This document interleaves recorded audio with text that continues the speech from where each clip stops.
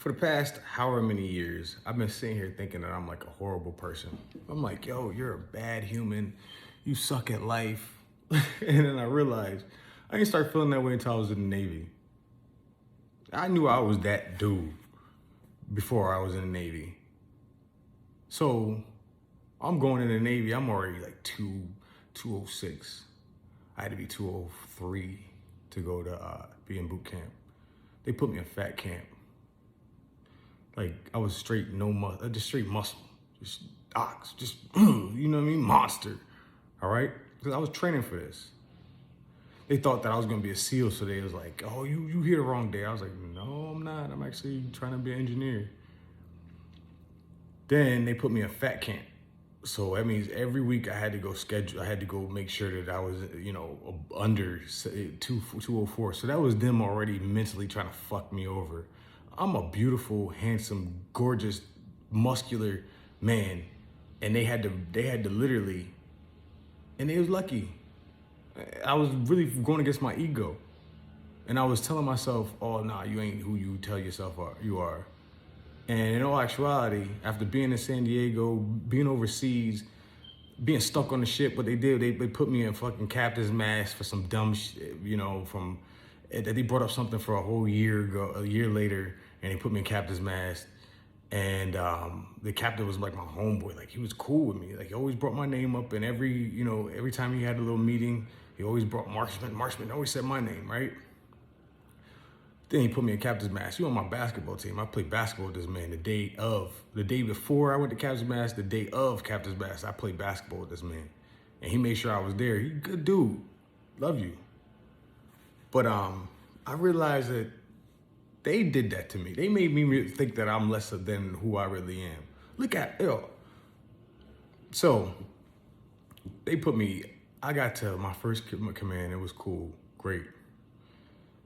Second command, they instantly locked me up on the ship, and nobody tried to help me get off the ship, but a second class who wasn't even in my department had to take me off the ship, request to get me off the ship, to go bring me to these people to go apologize to them for some shit that they did to me. I'm not bothering nobody. I'm drinking. I'm fresh out. I'm 27, 20, I'm 29. I know how to drink. I'm drinking, and I go hang out with my boys, and I forgot some pants at my homegirl room, right?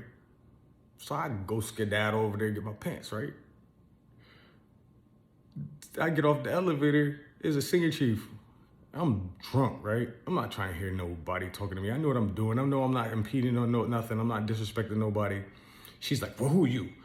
I was like, Marshman, I'm on the Green Bay, blah, blah, blah. I ain't know nothing about the Navy. She's like, who's your master chief? I said, Top Snipe? I don't know. Like, I don't know the name of this stuff. So instantly she just saw that it was a chance to just get on me.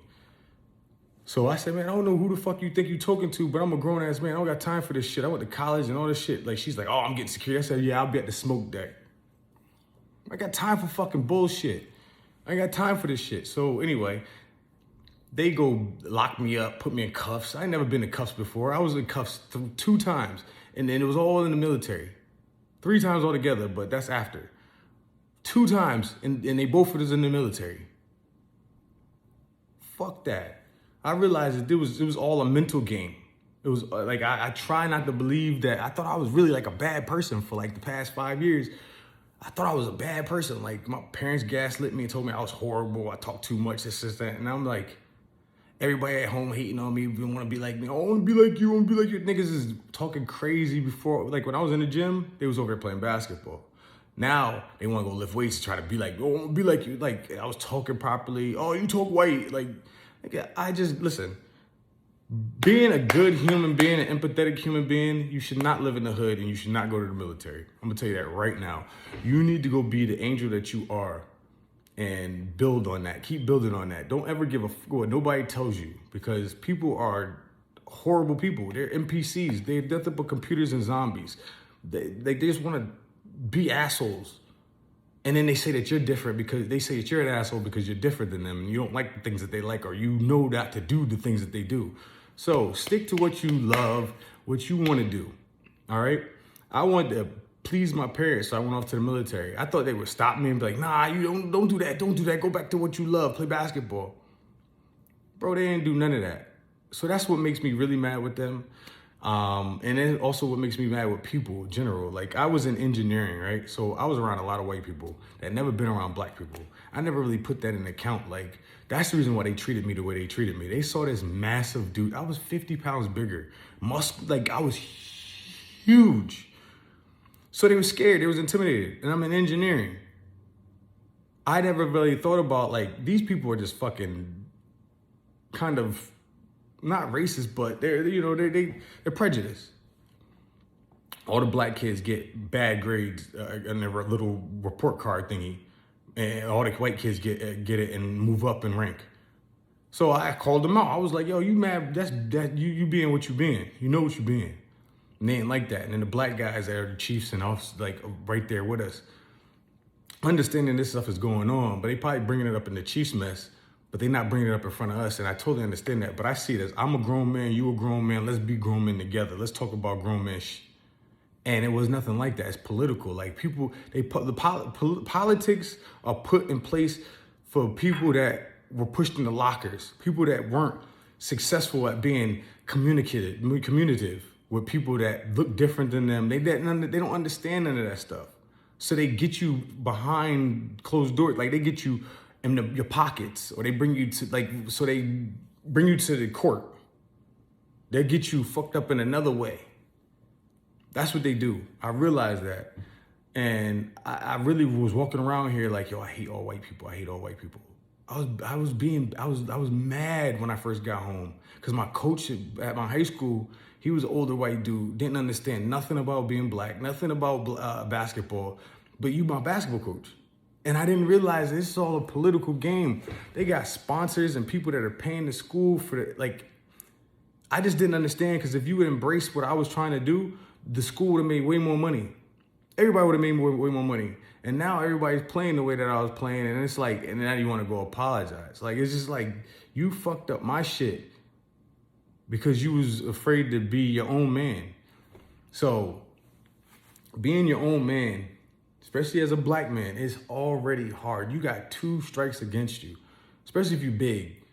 You got 2, 3 strikes against you, and they used to call me a criminal. They used to call me a thug. I used to just take it because I knew what I was going to do. I used to just take it and keep moving.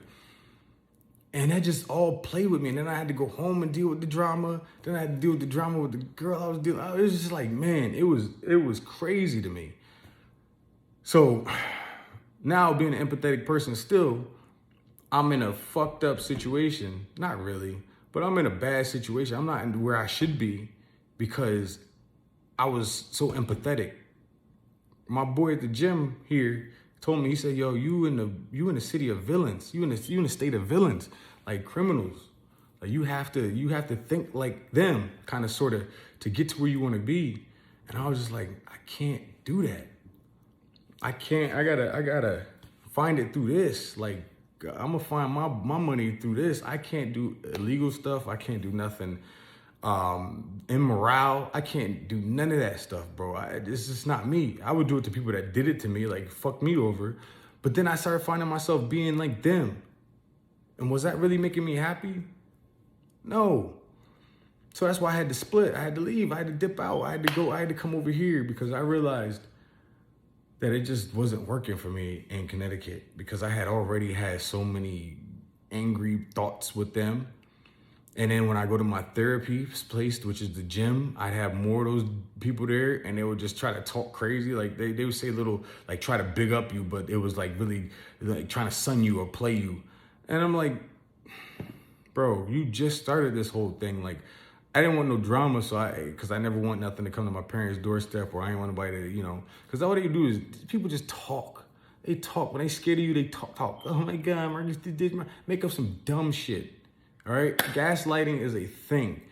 Black people ain't nothing but crabs in a barrel in a lot of places. And it's sad. I thought that, this clique saw that I was cool, so then it was never like that, bro. So what I realized, your friends are not your friends, bro. Your friends are not your friends. You have to play a character. You have to become a character. If you don't become a character and you just allow yourself to be genuine, you're gonna get fucked up. Your genuine heart is gonna be gone. It's gonna be taken. It's gonna be snatched. It's gonna be stepped on. It's gonna be burnt. It's gonna be ashes. So I don't wanna make this video long, but what I'm learning is, which I would go back and tell myself, I would give myself a hug.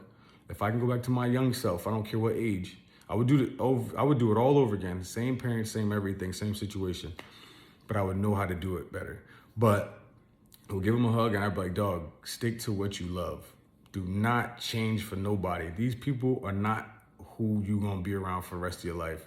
Just continue on working on what you're working on, all right? You're right. So self-confirmation is all you need. Nobody's gonna be there for you. Nobody's gonna put their hand on your shoulder. Nobody's gonna do none of that for you. The people that you think they're gonna do that, they're not gonna do that. They're only doing that because they think there's some ends behind it. Some money's behind it, a bag, a duffel bag, a whole goddamn Brinks truck is behind it. They don't care about you, bro. Remember that.